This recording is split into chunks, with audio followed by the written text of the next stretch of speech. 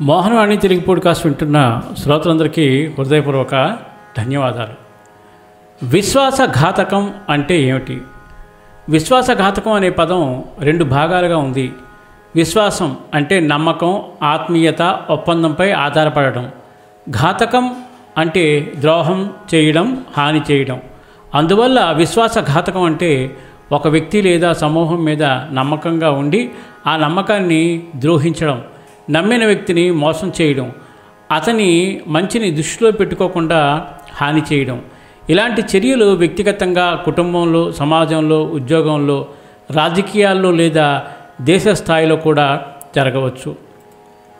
విశ్వాసఘాతకానికి లాభాలు, నష్టాలు. లాభాలు ఏంటంటే ఇవి తాత్కాలికంగా మాత్రమే ఉండొచ్చు.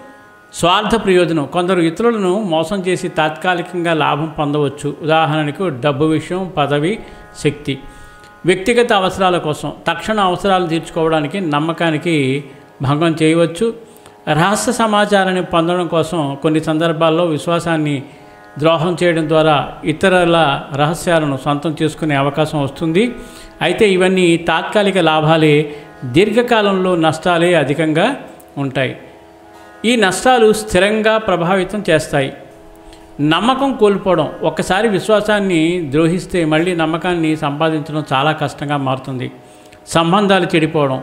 కుటుంబము, స్నేహితులు, సహచరులు దూరంగా మారిపోతారు.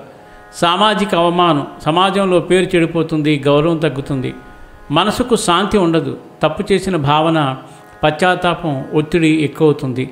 దీర్ఘకాల నష్టాలు. వ్యాపారం, ఉద్యోగం, వ్యక్తిగత జీవితం అన్నింటిలోనూ సమస్యలు తలెత్తుతాయి. న్యాయపరమైన చర్యలు. కొన్ని సందర్భాల్లో ఇది చట్టపరంగా శిక్షలకు దారితీస్తుంది. సారాంశం ఏంటంటే విశ్వాసఘాతకం తాత్కాలికంగా కొంత ప్రయోజనం ఇచ్చిన దీర్ఘకాలంలో నష్టాలు ఎక్కువగా ఉంటాయి. నమ్మకాన్ని కాపాడడం వ్యక్తిగతమైన గౌరవానికి, శాంతికి, సంబంధాలకు, సామాజిక అభివృద్ధికి కీలకం. విషయం చాలా క్లియర్గా అందరం అర్థం చేసుకున్నాం కదా. సర్వేజన సుఖినో భవంతు, లోకా సమస్త సుఖినో భవంతు.